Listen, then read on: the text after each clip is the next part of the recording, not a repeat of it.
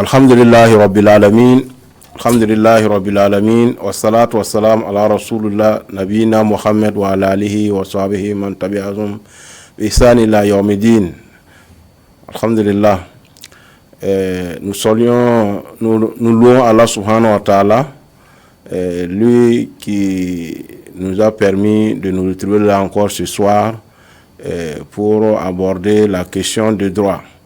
Nous le prions, nous le louons, nous demandons de déverser sa grâce sur le noble prophète Muhammad sallallahu alayhi wa sallam, sa famille, ses vertueux compagnons et tous ceux qui œuvrent et œuvront sur ses pas jusqu'au jour du jugement dernier. Nous lui demandons de nous faire partie de cette communauté. Donc, comme d'habitude, nous recevons ce soir un frère avec qui nous allons nous entretenir sur certaines questions de droit que les gens rencontrent habituellement. Donc, je m'en vais vous présenter le frère Issa Sawadgo. Il est magistrat de profession et juge de fonction. Donc, ce soir, avec lui, nous allons aborder un certain nombre de questions en lien avec le droit, afin que voilà, nos téléspectateurs et nos auditeurs soient informés de certains actes qui se passent quotidiennement dans la vie de tous les jours. Donc, je m'en vais d'abord donner la parole au frère Issa Sawadgo pour qu'il transmette son salam aux auditeurs et aux téléspectateurs. Assalamu alaikum wa rahmatullahi wa barakatuh, frère Sawadgo. Wa alaikum salam wa rahmatullahi wa barakatuh. Alhamdulillahi rabbil alamin. Summa salatu wa salam ala rasulillah. Amma ba'd. Nous sommes très ravis donc d'être sur votre plateau ce soir pour parler des questions liées au droit. Et il s'agira donc d'évoquer des questions qui ont trait un peu au fonctionnement de la justice. Et merci donc de nous recevoir sur votre plateau. C'est à vous le merci. Donc, nous allons rentrer dans le vif des débats. Donc, nous allons vous demander de revenir sur un certain nombre de difficultés que nous rencontrons, surtout au niveau des actes de l'état civil, notamment les erreurs qu'on rencontre fréquemment sur les actes de naissance, les actes de décès, les actes de mariage, qui sont souvent liés à la question des déclarations et autres. Pour nous revenir brièvement sur les erreurs qu'on y rencontre, afin que on essaie de voir ensemble comment y remédier. Ok, merci bien. Et pour répondre à votre question, il faut dire que au niveau donc de l'état civil, notre état civil n'est pas très bien organisé pour le moment. Okay. Et ça fait que lors des déclarations donc de naissance ou des déclarations de décès ou de mariage, il y a beaucoup d'irrégularités donc que les officiers de l'état civil commettent. Okay. Et on ne peut pas trop les en vouloir parce que il arrive que les erreurs ne viennent pas d'eux-mêmes. Voilà, les erreurs proviennent généralement de ceux qui font les déclarations. Et il arrive donc deux fois que lors de la déclaration, celui qui vient pour faire la déclaration donne des informations erronées. Et l'officier de l'état civil qui ne prend pas donc le soin donc de réclamer par exemple les actes des intéressés peut commettre facilement donc des erreurs. Et ces erreurs peuvent, je prends un exemple sur les actes de naissance d'un enfant. Lorsque les parents partent pour la déclaration, il est demandé que les parents produisent leurs propres actes de naissance pour que l'officier de l'état civil puisse prendre leurs actes de naissance et vérifier les énonciations donc de ces actes-là pour pouvoir les reproduire sur l'acte de naissance de l'enfant. Mais il peut arriver que les parents se présentent comme cela, sans acte de naissance. Souvent, eux-mêmes, ils n'en ont même pas. Voilà, souvent, eux-mêmes, ils n'en ont même pas.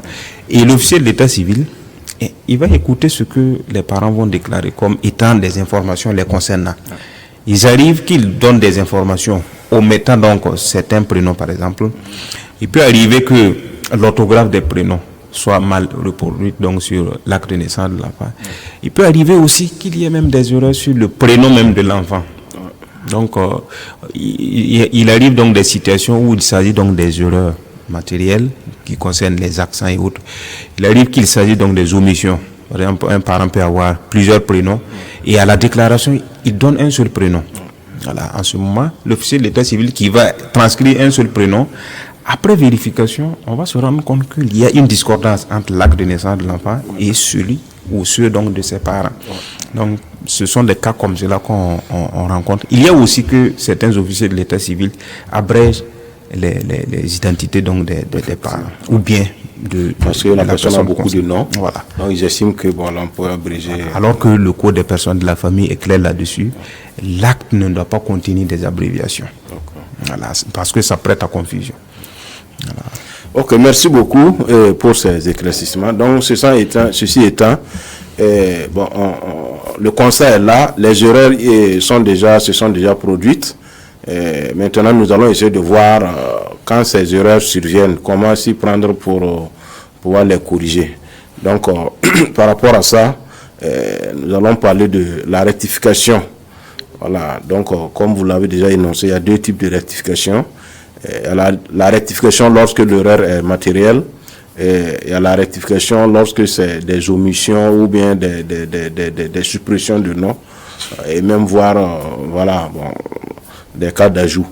Voilà. Donc, parlez-nous un peu de comment s'y prendre pour corriger lorsque, par exemple, il s'agit des erreurs matérielles. Les erreurs matérielles, comme vous l'avez dit, peut-être les accents ou bien Amado sans H ou un Hamado. On écrit Amado sur l'enfant sans H et Hamado, alors que l'acte de naissance du papa, le nom du papa c'est Hamado et sur l'enfant c'est Amado. Voilà, comment on s'y prend, ou bien lorsque c'est juste des questions comme ça, ça peut passer. Ok, merci bien pour cette question. Il faut dire que lorsqu'il s'agit d'une erreur matérielle, comme vous l'avez relevé, les erreurs qui ont trait aux accents, aux petites lettres donc, qui se glissent. Quand on parle d'erreurs matérielles, ce sont des erreurs qui sautent à l'œil. Dès qu'on prend comme cela, il n'y a pas trop de discussion. Voilà. Et quand c'est comme cela, l'intéressé saisit le procureur donc du FASO. Voilà. Il doit saisir donc le procureur du FASO à travers une requête et il appartiendra donc au procureur du FASO d'instruire aux officiers de l'état civil de procéder à la rectification donc de l'erreur qui a été commise. Voilà, ça c'est le premier type donc de rectification. Sûrement que vous allez revenir sur l'autre volet. Donc on voit que ça c'est un peu plus simple, c'est pas complexe. Il saisit le procureur du FASO, mais parlez-nous un peu de la compétence. C'est qu'elle, je suis par exemple né, je ne sais pas, à Manga, et il y a des erreurs sur mon acte de naissance, je suis à Ouagadougou, c'est une erreur matérielle. Est-ce que je peux saisir le procureur du tribunal de grande instance, près du tribunal de grande instance de Ouaga 1 ou Ouaga 2, ou bien il doit forcément repartir à Manga lorsqu'il s'agit de la rectification matérielle? Merci bien. Et pour cette question, il faut dire que la compétence est clairement donc définie. Et quand il s'agit de la rectification, l'intéressé doit saisir le tribunal du lieu de l'établissement donc de l'acte de naissance. Et si on fait application maintenant, si la personne a établi son acte de naissance dans la commune de Manga, s'il y a une erreur qu'elle constate après, elle doit se rendre au tribunal donc de grande naissance de Manga et saisir maintenant le procureur donc du FASO près le dit tribunal. Voilà. D'accord, merci beaucoup.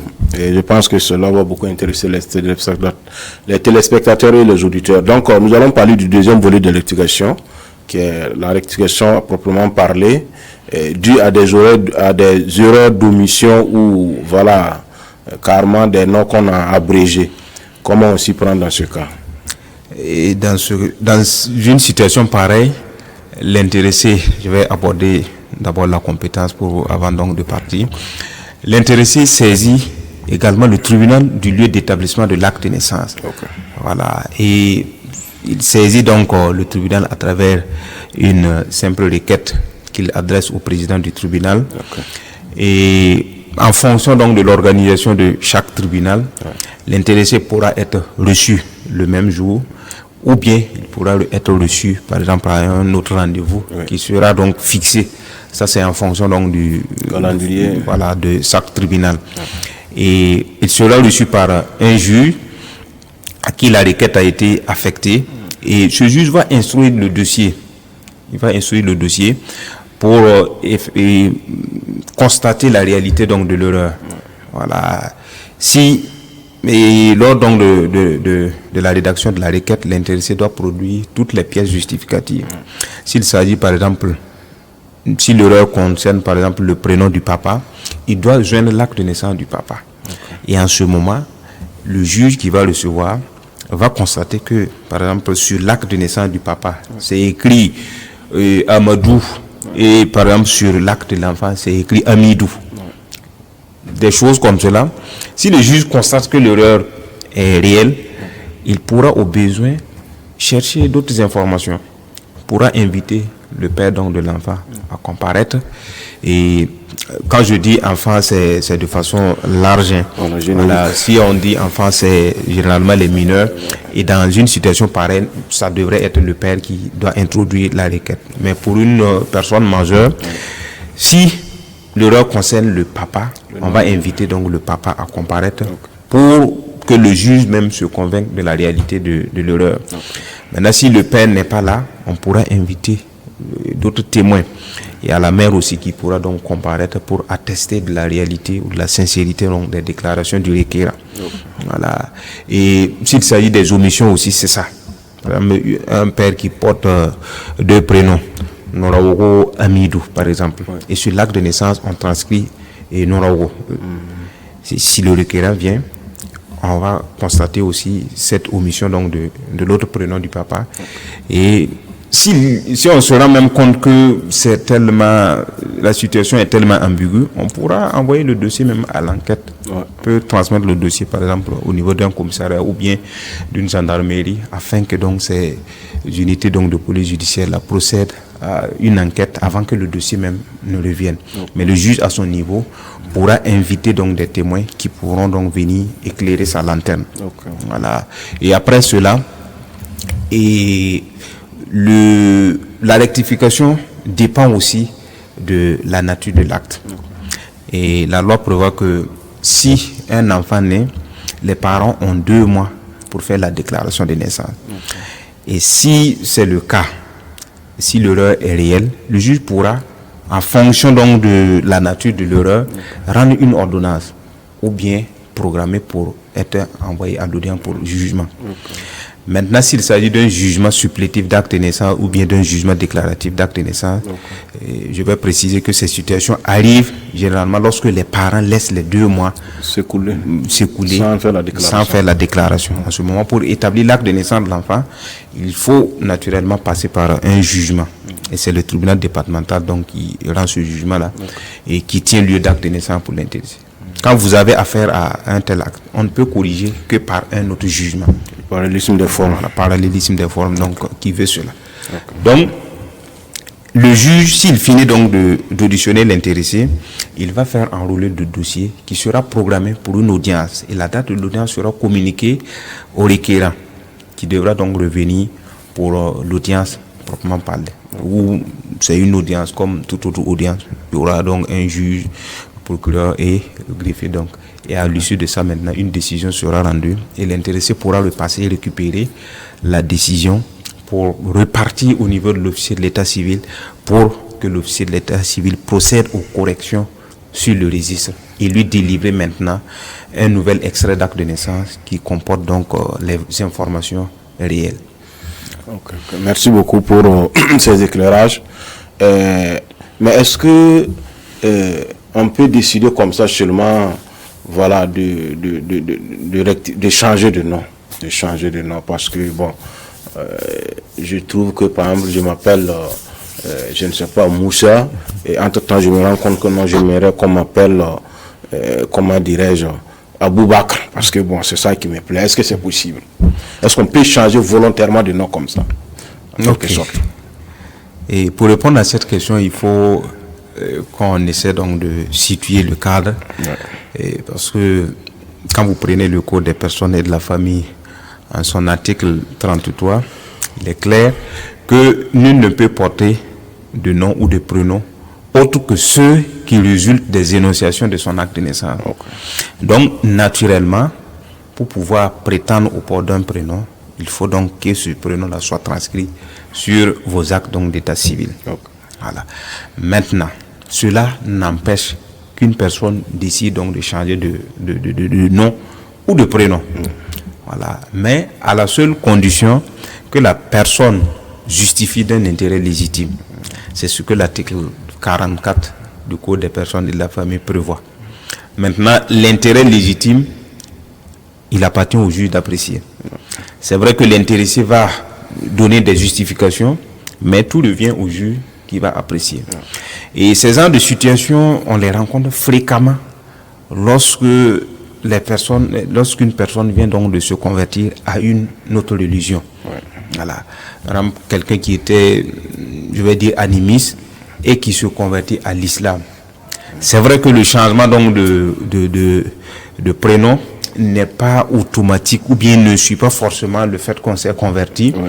Mais si le prénom est peut-être contradictoire au principe de la nouvelle religion de l'intéressé, il peut prétendre naturellement à ce qu'on change donc de prénom pour qu'il puisse donc porter un prénom qui soit en phase avec les principes de sa nouvelle foi. Donc, cette situation arrive.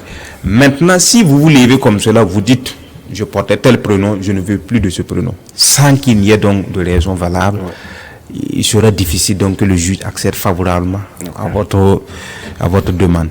Voilà. Donc, je ne sais pas si vous allez revenir sur la question de compétence après, parce que à ce niveau, la compétence est différente donc de la rectification. D'accord. Donc, pour résumer ce qui vient d'être dit, faire qu'on comprenne bien les choses, d'abord, il y a deux types de rectification, matérielle et, on peut dire, rectification de fond. La rectification matérielle adressée au procureur du tribunal, près le tribunal du lieu d'établissement de l'acte. C'est-à-dire que la justice, si votre acte de naissance a été établi dans un département ou une mairie, c'est la justice qui coiffe en fait cette mairie ou cette préfecture dans l'ancien temps qui est compétente pour procéder à la rectification. Voilà, c'est d'ailleurs pareil pour l'autre type de rectification qui est adressé au président du tribunal quand il s'agit des omissions, des erreurs de fond et autres là. Donc la compétence, c'est vous repartez la justice qui coiffe le lieu de la délivrance de votre acte de naissance. C'est la justice qui est compétente. Maintenant, c'est les autorités compétentes pour la restitution qui diffèrent en fonction que c'est matériel ou bien c'est une rectification en bonne et due forme. Ceci étant, pour le dernier volet, le changement de nom, comme il vient de le dire, en principe, le nom qu'on porte, on ne devrait pas pouvoir le changer parce que, bon, il y a un intérêt pour ça. Parce que, bon, peut-être si moi je suis recherché par la justice, alors, en tant que Bouddha Ibrahim, je vois que, bon, si je reste là, on va me dire facilement, si je peux aller changer de nom, on ne veut plus me retrouver. Donc, c'est pourquoi, comme il vient de nous éclairer, c'est pas possible, à moins qu'il y ait des raisons légitimes, et cela est laissé à l'appréciation du juge. Maintenant, il y a ce que, si j'ai bien compris, c'est l'ajout du prénom. Voilà, l'ajout du prénom, pour des raisons diverses, parce que je me suis converti à une religion donnée, ou bien, bon, je vais ajouter, je ne sais pas, un pseudonyme ou chose. Voilà, donc là, c'est possible, mais comme on l'a dit, c'est laissé à l'appréciation du juge également, qui peut décider du bien fondé de votre requête. Donc, ceci étant, est-ce que, pour la question de l'ajout de prénom, est-ce que c'est toujours la même compétence, c'est-à-dire le tribunal du lieu d'établissement de l'acte? Ok. L'ajout de prénom, pour l'ajout de prénom. Merci bien. Pour l'ajout de prénom, il faut dire l'ajout de prénom rentre dans le terme général donc de changement de prénom. Parce que le changement de prénom peut concerner deux ou plusieurs situations. Lorsqu'il s'agit donc d'un changement par ajout, comme la situation que vous venez donc de relever, ou bien un changement par suppression. Voilà, un changement par suppression. Vous pouvez avoir beaucoup de prénoms et vous voulez qu'on change donc qu'on supprime certains donc de ces prénoms. Il peut arriver aussi qu'il s'agit purement et simplement d'un changement, comme vous l'entendez. Je me prénommais par exemple Moussa et je veux désormais me prénommer par exemple Albert. Voilà. Ça peut être un changement en bonne et due forme. Donc, toutes ces situations, la compétence, c'est la même chose. Et c'est le tribunal du domicile du requérant. Voilà. Donc, pour une personne qui est née dans la zone de Manga, je reviens sur votre exemple, et qui réside par exemple à Ouagadougou, pour un changement de nom ou de prénom, quand on dit le nom, c'est le nom patronymique, nom de famille. Donc, pour ces situations-là, il n'a pas besoin de retourner à Manga pour saisir le tribunal de grande naissance de Manga. Il saisit le tribunal donc, de grande naissance à Ouagadougou. On a 2 juridictions maintenant. Donc, ça sera en fonction donc, de là où on se situe. Si la résidence donc, est située dans le ressort du tribunal de grande naissance de Ouaga 1, on saisira donc le tribunal de grande naissance de Ouaga 1. Si c'est au niveau donc, de Ouaga 2 aussi, on saisira donc le tribunal de grande naissance de Ouaga 2. Donc, la différence avec la rectification se situe à ce niveau. S'il s'agit d'une erreur ou d'une omission sur l'acte de naissance, vous repartez au niveau donc du tribunal du lieu d'établissement de l'acte de naissance. Par contre, pour le changement, c'est le tribunal du lieu du domicile. Et permettez-moi de m'attarder un peu sur cette question parce que il arrive que des gens fassent des confusions.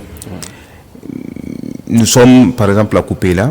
Il arrive que des gens, parce que l'intéressé a établi son acte de naissance à Koupéla, pour un ajout de prénom, il se lève, il vient au tribunal de grande naissance de Koupéla. Donc il n'y est pas domicilié. Il n'y a pas domicilié. Il n'y a pas domicilié. Il est né là-bas, mais il n'y est pas domicilié. Voilà. Et quand c'est comme cela, l'intéressé aura du mal à comprendre qu'on le rejette. Voilà. On rejette sa que le tribunal se déclare par exemple incompétent. Voilà. Et donc c'est très important donc de faire cette distinction là. Ok, merci beaucoup. Nous courons derrière le temps. Et je m'en vais vous demander quand même de nous prodiguer quelques conseils. Est-ce qu'il est intéressant pour un individu d'avoir plusieurs noms? Est-ce que c'est intéressant d'avoir plusieurs noms? Ok. Il est un peu difficile donc de pouvoir répondre à cette question de façon catégorique, parce que tout dépend donc de l'intérêt qui se cache derrière donc les prénoms. Voilà.